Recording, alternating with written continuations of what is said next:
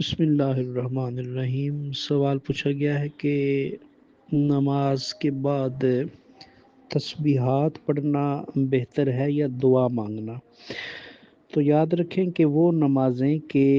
جن کے فرضوں کے بعد بھی بقیہ نماز پڑھی جاتی ہے،